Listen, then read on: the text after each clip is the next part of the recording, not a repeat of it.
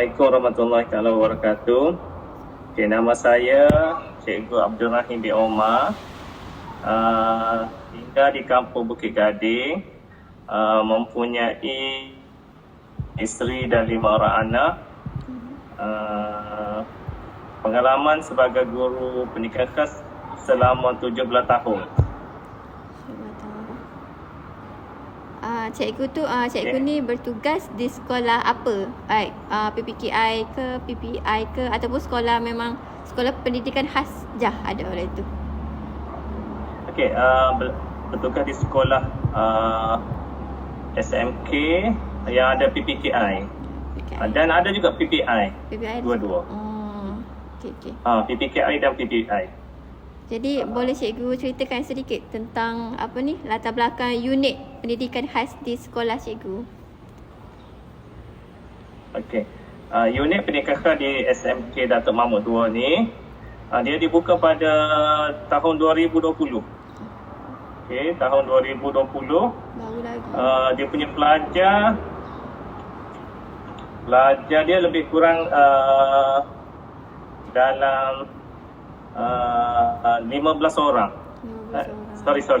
25 orang dan 5 guru. 5 guru masa tu penyelarah 4 guru. Dan PPM masa tu tak ada lagi. PPM tak ada lagi. Okey. Tak ada lagi satu. Dia guru dulu. Okey. Okey, lepas tu apakah kelulusan ataupun bidang lah cikgu dalam pendidikan khas? Kelulusan sebenarnya cikgu kelulusan daripada Universiti Utara Malaysia dalam bidang ijazah sarjana muda pengurusan pelancongan. Tapi dalam bidang ikhtisas kelulusan dalam bidang pendidikan khas masalah pembelajaran di IPG Datuk Razali Ismail. IPG. Okey. Lepas tu berapa lama cikgu ni berkhidmat sebagai guru pendidikan khas tu? Selama 17 tahun 17 sebagai tahun. guru pendidikan khas. Lama juga tu. Ya. Lepas tu apa jawatan cikgu kat sekolah tu? Jawatan di sekolah ni sebagai guru penolong, maksud guru penolong dan guru PPKI lah. Jawatan lain lagi sebagai guru aset. Lepas tu timbalan kelab guru dan kaki tangan. Dalam kelas PPKI juga sebagai guru guru co-curriculum, guru sukan, jurulatih sukan gitu. Tapi yang mengajarnya bidang KVS, kemahiran vocational sederhana tu, asas tanaman. Okey. Lepas tu adakah cikgu ni Cikgu Rahim ni mempunyai pengalaman ataupun macam latar belakang lain yang membantu cikgu macam dalam nak mengurus murid-murid yang ada PPKI ni lah? Okey. Dulu cikgu sebelum jadi guru, cikgu dulu pernah berkhidmat sebagai jurulatih khidmat negara. Jurulatih khidmat negara sebagai jurulatih pembinaan karakter dan kenegaraan. Jadi pengalaman dalam sebagai jurulatih khidmat negara tu banyak membantu dalam mengendalikanlah kerja yang tingkah laku. Oleh itu kita cuba atasilah. Ada pelbagai karakter lah dalam pelajar PPKI ni. Okey. Lepas tu ni untuk soal selidik satu murid lah pelajar yang ada kata tingkah laku.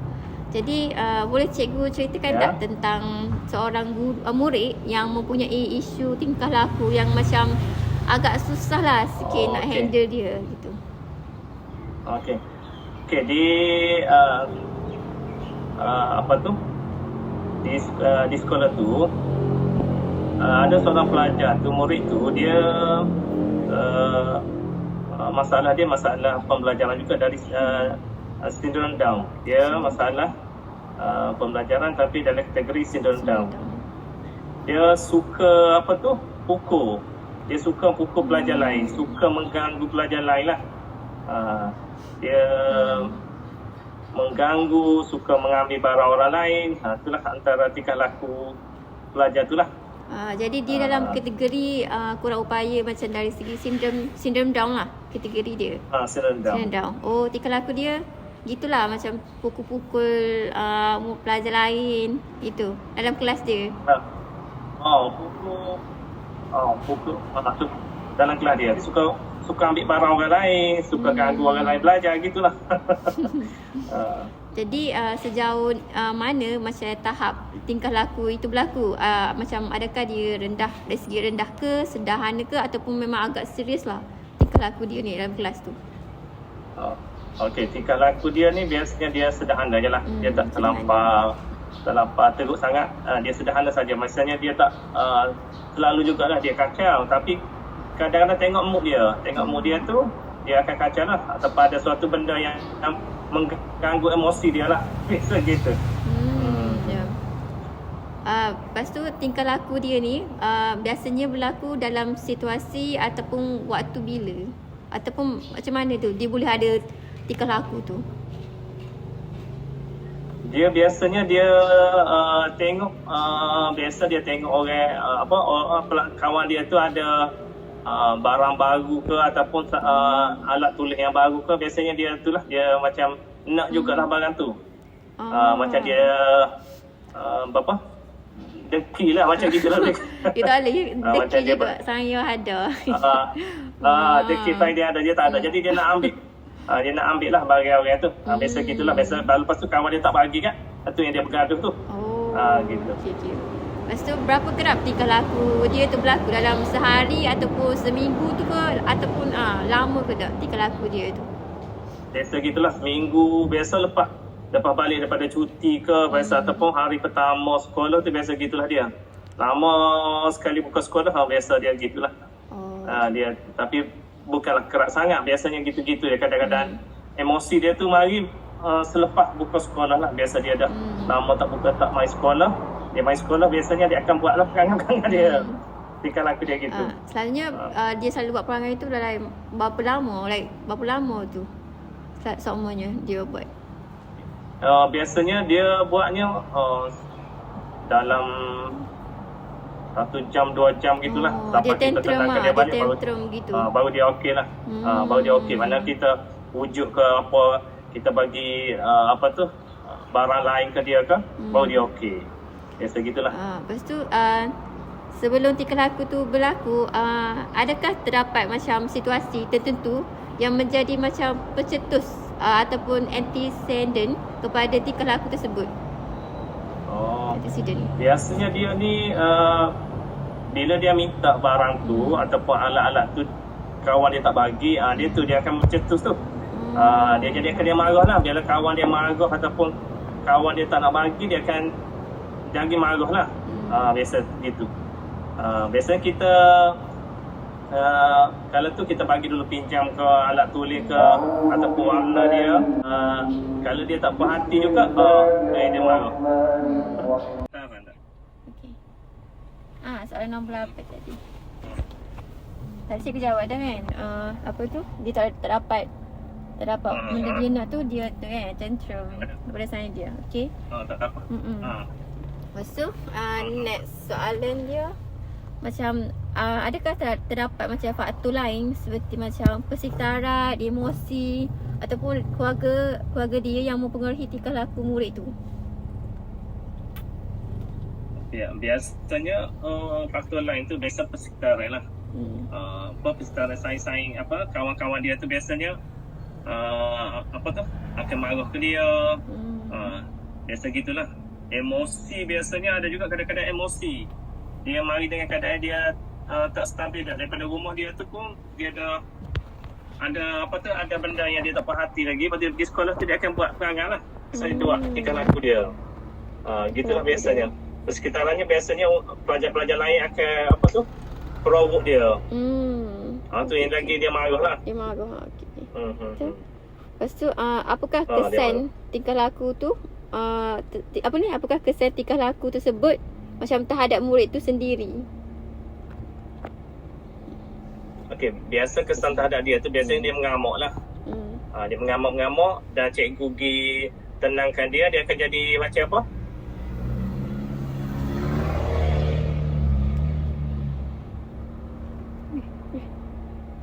Lain tak ada dah. Ada satu.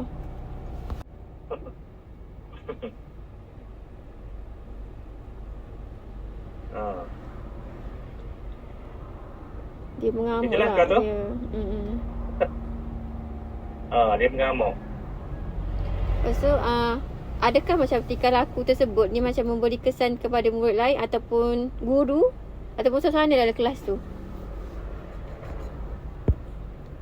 Biasanya pelajar lain akan kesan pada pelajar lain, biasanya pelajar lain akan takut lah. Biasa kalau dia buat gitu, pelajar lain akan takut dan tidak selesa untuk belajar. Dan kalau guru tu tak boleh handle, guru tu pun akan jadi rasa macam tak selesa lah nak mengajar. Jadi kena handle dia dulu, baru tendang, baru boleh. Biasa gitu. Gitulah. Okey, lepas tu Kesan ya. Dan pelajar lain biasanya, pelajar lain tak boleh nak belajar. Pelajar lain pun tak boleh nak belajar mana tu. Okey, lepas tu Faham lah, faham. Faham. Lepas tu untuk bahagian C pula, strategi ataupun pengurusan tingkah laku pasal murid tadi tu lah. Jadi bagaimana guru ni macam biasa cikgu buat untuk menangani tingkah laku dia tu? Biasanya kalau kes macam tu, kita akan tengok dulu sebab apa dia buat gitu. Biasa kita akan tanyalah sebab apa dia buat gitu. Lepas tu kalau kita tahu kes dia kerana macam dia nak kacak, nak ambil alat pelajar lain, biasa kita pertama strategi kita adalah pengasingan lah. Biasa kita akan asing dia dulu. Asing, lepas tu kita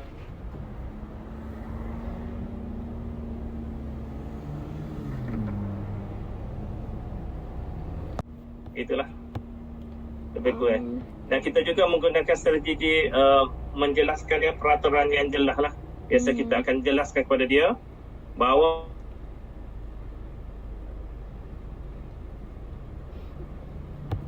ada slow sangat dah.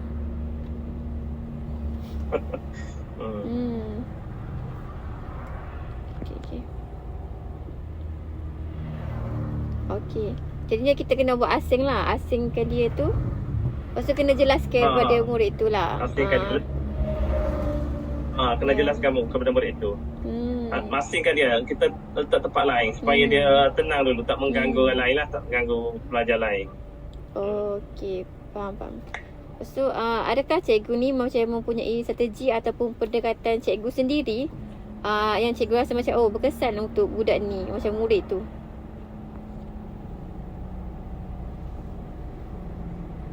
Biasanya strategi saya guna selalu kan gitulah. Biasanya kita tengok dulu dia sebab apa dia buat gitu, dan kita tanya dulu. Kalau dia nak juga, kita akan pujuk dia bagi yang lain. Kita kalau dia nak alat